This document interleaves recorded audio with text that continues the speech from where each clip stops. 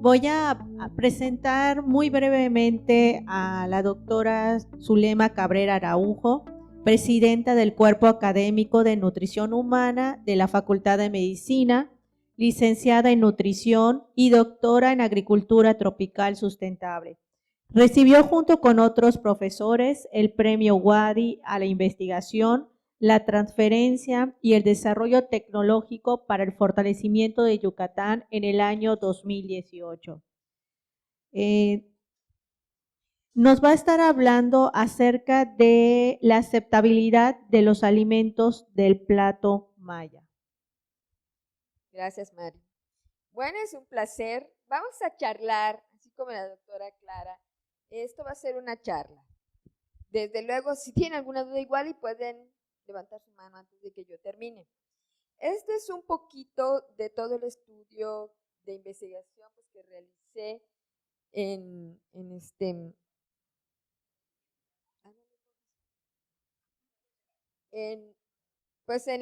el doctorado.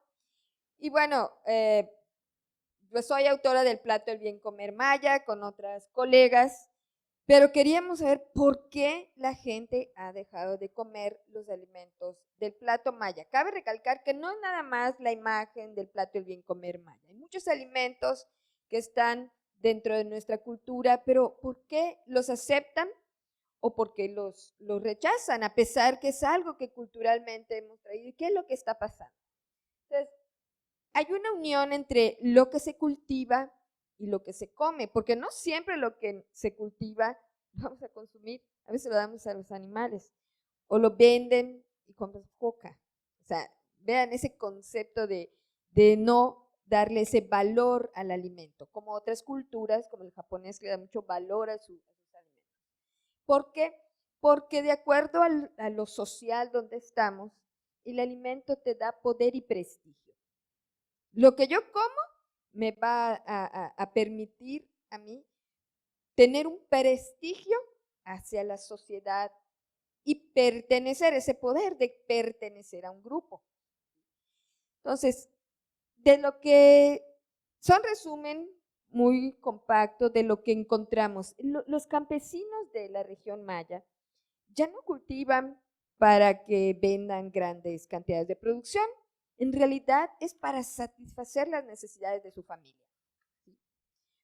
Porque es Día de Muertos y hacen su milpa para tomar su pozole, pero ya no porque eso lo van a vender, o los que siembran, pues todavía para hacer la tortilla a mano, pero aún así eso también se está perdiendo. Y así podemos ver lo que hay en el solar, en el huerto y hasta en la casa nativa, porque todavía hasta el día de hoy, pleno siglo XXI, las comunidades mayas todavía realizan caza, tiran el venado, todavía es una costumbre que es para adultos que muy pocas comunidades lo realizan. Cabe recalcar y sí quiero aclarar que aquí voy a presentar el estudio que se hizo en dos comunidades, una cerquita aquí a Mérida, Cheumam, y una en Chumayel.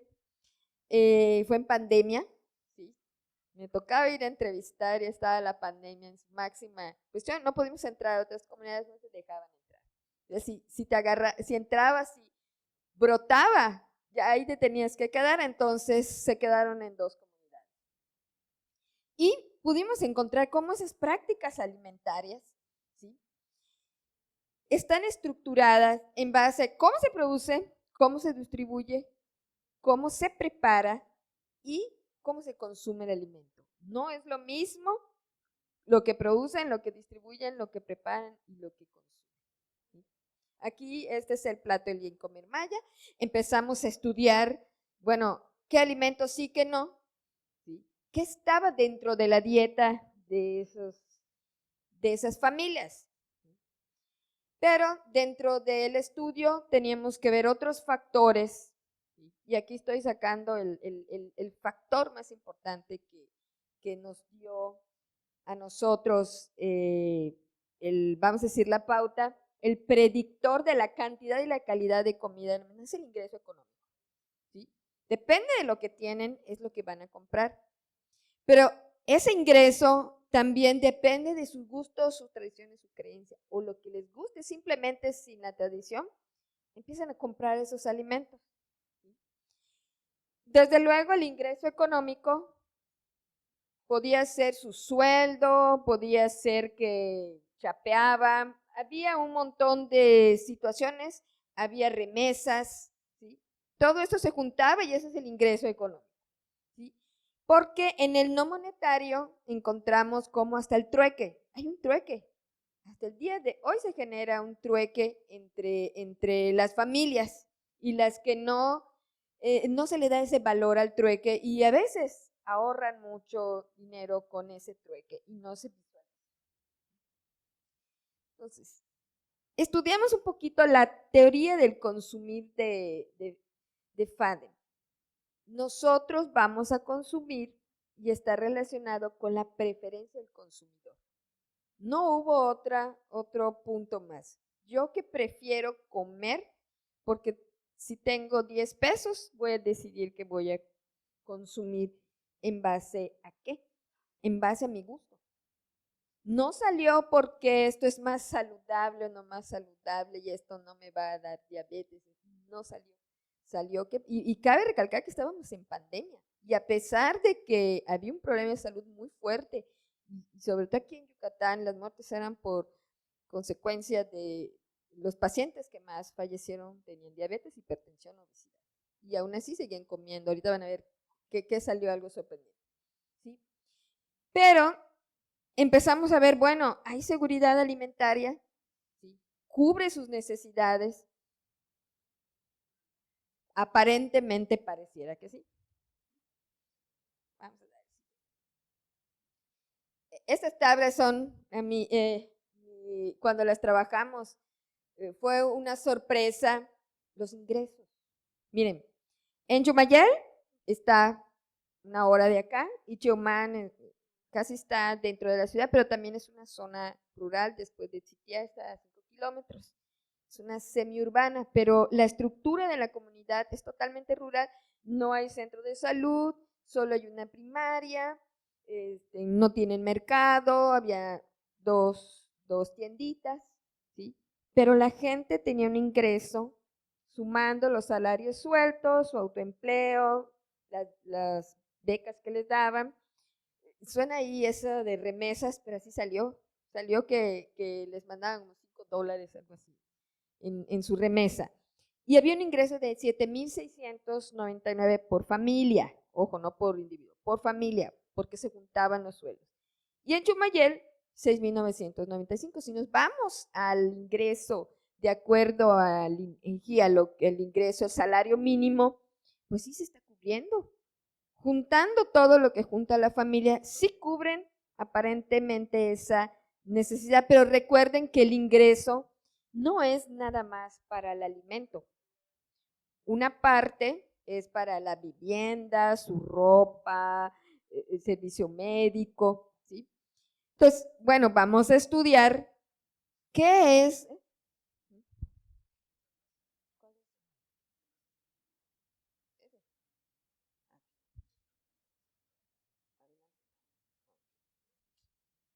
Entonces, bueno, vamos a estudiar ese ingreso, ¿sí? ¿Cuánto es lo que gastan? Y sacamos los principales alimentos, ¿sí?, que más consumen. Cabe recalcar que más del 50, casi un 60-70% gastan en sus alimentos, ¿sí? Nada más que aquí solo se sacó el gasto en promedio mensual de sus alimentos, ¿sí?, de los 10 mayor número de gasto en ese alimento, porque habían más alimentos y solo como un 10% es para la ropa, para pagar luz, para pagar un poquito más del 60% era su ingreso. Pero bueno, vamos a ver en qué alimento, los 10 alimentos donde más gastan. En Chumayel, que es zona rural, ¿sí?, que está a hora y media, gastan 3,872 de su ingreso. Hay más, un poco más. Y en Cheumán, 3,299. Les sobra porque aquí pagan más luz, pagan más agua, hay quienes pagan renta dentro de esa comunidad rural chiquitita. Lo que va para nosotros que le apostamos a que la tortilla es uno de los mejores alimentos, pues sí, destinan una cantidad mensual, pero bastante elevada, ¿sí?, a comer tortilla. Es un hidrato de carbono. De alguna forma, aunque es bueno ese hidrato de carbono, tiene fibras y todo, pero es en exceso, pero vean estas tres, carne de res, carne de puerco y carne de pollo, en las dos comunidades, llámese rural como urbana, la gente destina su dinero a comprar carne. Quiere decir que la carne le está dando un poder, un nivel de estatus, porque no decide, voy a consumir frutas y verduras, no salió frutas y verduras, y estábamos en pandemia y estábamos con un problema de salud que la gente se pudo haber motivado y no salió. Y en las dos comunidades, se dan cuenta, en Cheomán, que está más cerca de aquí de Mérida, vamos a estar después de Chitián, o sea, casi el patio de los que viven en las Américas, está cerquita, ¿sí?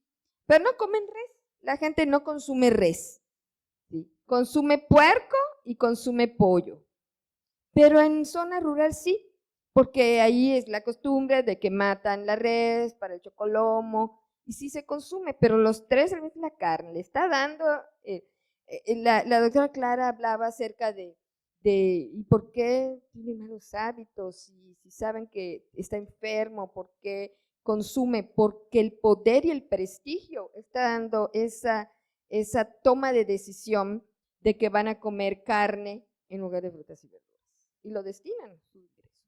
Pero nos vamos a este grupo. Pan dulce, pan francés, galletas saladas. El tercer grupo de alimentos, vamos a decir el segundo porque la tortilla está dentro del cereal, que se consume con mayor, que se compra, aquí estamos hablando que se compra. Luego vamos a ver cuántas veces es el pan dulce, el pan francés, las galletas saladas y las galletas dulces. ¿Sí? Son fuentes de hidrato de carbono, que es uno de los elementos para el problema de la diabetes. Y lo está decidiendo, aunque estábamos en pandemia, aunque sabían, la gente tiene preferencias por comprar esos alimentos por su poder y prestigio. Luego está la leche, vean el frijol hasta dónde se fue, jamón y de último, el 10º alimento que deciden comprar es el huevo. Hay una preferencia primordial por la carne que por el huevo. Y salió el jamón, que es un alimento industrializado. Y el frijol, a pesar que no es de los, que debería ser de los que consumí hace 20 años, todos los días comíamos frijol, ya no lo comen, ahorita van a ver cómo salió eso. Quiere decir que por poder y prestigio, la gente está consumiendo en las comunidades rurales, llámese cerca de la ciudad o lejos de la ciudad, el mismo hábito de alimentación tienen. Quiere decir que está enfocado a esa mercadotecnia y ese marketing que llega a todos los, por más pequeña que sea la comunidad. Así que, pero dijimos, vamos a ver cómo se está produciendo y de eso que se produce, consume. ¿Qué dicen 20 años? Y nos echamos estas gráficas del 2000 al 2020. Pues hay una producción alta de maíz, sí se produce, ¿sí? Pero y estos alimentos, vean dónde quedó el frijol, se produce poquito, hay una producción mayor de trigo, ¿sí? Y el arroz y la soya, ¿sí?, se fueron a cantidades. Esto estamos hablando de la producción de esos alimentos. No hay un interés tan fuerte, porque ahorita vamos a ver cómo lo consumen. Se consume muchísimo más de lo que se produce. Eso quiere decir que tenemos que exportar. Y al exportar, por eso el kilo de tortilla cuesta 20 pesos. ¿Sí? Ustedes que están chavos, pero en mi época, ¿sí?, estaban a 5 pesos. Llegó un momento que a peso estaba el kilo. Estaba yo chica, era peso el kilo del maíz. ¿Qué pasó? Que nuestra población, ¿sí?, está exportando maíz, pero también trigo. Entonces, por eso el pan francés ahorita cuesta casi 10 pesos la barra, cuando antes costaba 50 centavos, porque se suben los precios, pero lo pagamos ahí me dan mi beca, voy a comprar mi carne y mi pan, ¿sí? Porque nosotros los yucatecos decimos pan. Entonces cuando vas a otro lado, yo que estuve en Texcoco, se burlan de mí porque no es pan, es pan con N. Y después de 2 años de maestría, todos mis compañeros ahora decían pan. Entonces, miren los otros, el frijolito, porque vean, el frijol y el arroz, vean cómo cayó lo que se consume de frijol, ¿no? Estamos dejando de consumir. ¿Quién de ustedes consume todos los lunes frijol con puerco? Se perdió eso. Es una fuente de fibra, de hierro, de vitamina, de buena proteína, ¿sí? Rico en triptófano. Entonces, vimos que la globalización alimentaria desde el siglo XX y la transculturalidad, que es que hay una parte que la migración también es muy importante porque salen a trabajar y antes comían panuchito, pero ahora le llevan la pizza a su familia, ¿sí? Y yo puedo comprar mi pizza en Little Caesar, ¿sí? Como lo come el de la ciudad, no coma su panucho, lo puedo comprar, te da por prestigio, porque mi vecina no lo puede consumir. Entonces, vamos a hacer un estudio qué tanto lo consumen, ¿sí? Entonces, de los alimentos que nosotros, en general, primero vimos qué alimentos se venden en la comunidad que más consumen, pues hubo una distribución de acuerdo a una frecuencia de consumo de alimentos. Entonces tuvimos alimentos industrializados, edulcorantes, bebidas, carnes, cereales, frutas, grasas, leche y derivados, leguminosas, verduras, raíces y féculas. ¿Sí? Luego vamos a ver que hay un estatus y poder de acuerdo a la teoría de la raza. El trigo es así, el de alta sociedad, y el maíz viene así como mediana, arroces porque venía de esclavos orientales, y en una reunión con la doctora encontramos que las raíces y las féculas vienen de los que nosotros somos afrodescendientes, de donde agarramos que comemos camote. A lo mejor la yuca sí, pero hay muchos que han venido de otros lados y así ha conformado la dieta del maya, ¿sí? Bueno, vamos a ver esa frecuencia de consumo de alimento en las dos comunidades. A pesar que son, miren, estos industrializados, atún, mermelada, botanas, no lo comen a esa cantidad que esperamos. Pero aquí vean esa diferencia, Cheomán no come tanta azúcar y miel, pero aquí se elevó porque sí hay un consumo de miel. Las bebidas refrescantes, ¿sí? Que también entraban, algo muy chistoso, no salió refrescos embotellados, todos pensamos, ay, sí va a salir la coca, pero no salió. ¿Saben por qué no salió? Porque en época de pandemia no se estaba vendiendo, no se producía, estaba cerrada la tienda y no podías ir a comprar, ¿sí? Entonces por eso salió bajo. Si lo aplicamos ahorita, seguramente va a salir. Pero, ¿se acuerdan que ellos gastan la mayor cantidad de dinero en carnes? ¿Sí? En Chetumal lo comen más que en Chumayel. ¿Sí? Y los cereales sí. Pan francés, tortilla. Quiere decir que en las dos comunidades cercanas o lejos se consume el cereal en forma de tortilla, pan francés, galletas, todos los días. ¿Sí? Frutas, vean esta cosa si casi lloramos. Una vez a la semana solo comen frutas la comunidad cercana aquí a Mérida. Y en Chumayel, que esperamos, donde habían parcelas y todo, que lo consumieran más veces a la semana, 3 veces de la semana. Y nos dijimos, bueno, ¿cuál es la razón? ¿Sí? Luego le medimos esa aceptabilidad. Las grasas, todos los días, llámese manteca en comunidades más lejanas y aceite acá, y hay combinación del consumo de estos dos. Leche, queso y yogur. ¿Sí? Ustedes me van a decir que los anuncios de la televisión anuncian queso, anuncian leche y anuncian hacen yogur. Son los alimentos que más hay en la mercadotecnia, ¿sí? Que porque son productos industrializados. Entonces, en Chumayel, que es una comunidad más lejana, se consume más que aquí. Leguminosas, sí lo consumen. Y dijimos, ¿qué pasó si no se está, si lo consumen? Llegamos a la conclusión, después de este análisis, que todavía, ¿por qué en Chumayel sí? Porque sí conservan la tradición de comer frijol casi todos los días, acompañado con otros alimentos, a pesar que no le destinan tanto ingreso, ¿sí? Pero sí comen, entonces combinan el frijol con la carne, que antes no se comía tanta carne, ¿sí? Hubo un cambio de la carne por verduras. Y verduras, ¿sí? Aquí disminuyó, pero sí, ¿cómo si no lo compran? Entonces nos dimos cuenta que no destinan recurso para gastar en comprar frutas y verduras, es lo que producen, todavía se produce. Y eso fue muy alentador.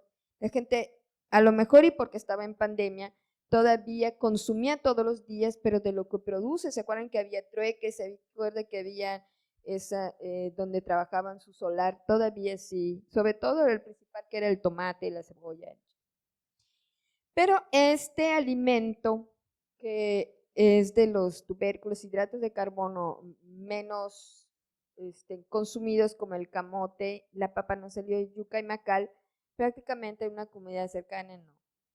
Y en Chumayel bajó totalmente, a pesar que en la triada de la milpa el camote es parte de, pero ya no se consume. Bueno, pues vamos a medirle, ¿sí? Pero luego nos tomamos de ver en dónde lo compran, ¿sí? Y aquí tienda local, supermercado, porque pueden ir a Chedraui, a cualquier, algunos en mercado vecino. Recuerden que esta es la comunidad que está más cerca de Mérida, pero en Chumayel todavía hay milpa, todavía hay parcela, ¿sí? Milpa, hay traspatio, quiere decir que no está todo perdido, ¿sí? Que se puede revitalizar. ¿Y cuánto gastan en esas compras? Pero esta es la más importante. Entonces dijimos, vamos a medir matemáticamente cómo aceptan el alimento para darle un término, porque a veces científicamente tú puedes decir muchas cosas, pero si matemáticamente no lo demuestras. Y encontramos que todos los que están en rosa, ¿sí? Es mi color favorito, es el máximo, es la máxima aceptación que tienen alimento. Y vimos que los azúcares, edulcorantes, las carnes, los cereales, aquí se dio en las dos comunidades, aquí en Chumayel no es tan fuerte, es mediana su aceptación, pero en una zona cercana sí es muy alto. Pero las grasas, la leche, queso y derivados, ¿sí? Y esto fue algo muy, muy bueno, porque hay una gran aceptación todavía de las leguminosas, lentejas y todo en zona donde hay más lejos de Mérida, porque todavía se consumen los alimentos todavía las comidas, las preparaciones, el frijol con puerco, el frijol con carne, o el frijol con todavía se consumen, entonces sí es parte todavía de la dieta, entonces eso hay que agrandarlo más. Pero con respecto a las verduras, ¿sí? Dijimos, ¿cómo es que aquí salió si no lo compran? Porque lo producen y porque se lo incluyen a sus preparaciones que todavía conservan, como el puchero, como echarle verduras a la carne molida, como el pokchuk que tiene su ensalada, todavía sí. O sea, quiere decir que eso nos está en algún momento está ayudando. Cabe recalcar que estamos en pandemia. Mucha gente regresó a su lugar de origen allá en Chumayel y necesitaba ver de dónde obtener alimento porque no había tantos mercados. Pero las raíces y féculas, el camote, la papa, la yuca y el macal, en ninguna de las dos comunidades hay una aceptación. nos dimos cuenta que hay muchos factores sociales y económicos para que acepten el consumo de los alimentos y las preparaciones mayas, que lo económico es lo más importante, que la globalización, donde está la mercadotecnia en el marketing, es lo que va a hacer que está afectando el consumo de alimentos del plato maya, principalmente frutas, y que la aceptación de los platillos mayas, ¿sí?, han experimentado un cambio en su consumo, sustituyéndolo por alimentos industrializados y ultraprocesados, ¿sí?, sobre todo todos los cereales. Algo muy importante es que no figuran las frutas y las verduras como el principal elemento para consumir, sobre todo cuando están muy cerca de la comunidad, que la carne es el alimento más aceptado por su prestigio y poder que tiene. Y si nos vamos a nuestros ancestros, tienen su porqué el consumo de la carne. En los mayas, solo la gente de la alta sociedad consumía carne diario, la gente común no lo consumía, y pareciera de que eso aún no ha cambiado, que los cereales que están en un proceso de industrialización son los que más se aceptan, porque el camote, la yuca y el macal son cereales, pero no, como no están industrializados, son más algo que acepten con mayor. Que el frijol, ¿sí?, todavía, aunque ha experimentado cambios en las comunidades más cercanas a la comunidad, todavía en las zonas rurales se considera un platillo de preparación. Y algo que cierro es que la sustentabilidad, porque una cosa es la sostenibilidad, puede el ciclo, pero la sustentabilidad alimentaria de un pueblo, además de la sostenibilidad, que son los ciclos de producción, distribución y consumo, si la sostenibilidad tiene la capacidad de que además de producir los alimentos, garantice la salud de la población, estamos hablando, ¿sí?, que esa seguridad alimentaria tiene una sustentabilidad. Si lo que se produce, lo que se vende y lo que se consume no nos tiene un pueblo saludable, no hay una sustentabilidad alimentaria. Solo estamos teniendo ciclos de producción, ¿sí?, y en el momento que hay una integración de esa sustentabilidad, que esté enfocada a que la gente esté sana, que todos los organismos se integren, vamos entonces a ser un país de primer mundo, que eso es lo que hacen los países de primer mundo. Bueno, por mi parte es todo, ¿sí? Muchísimas gracias. Si tienen alguna pregunta.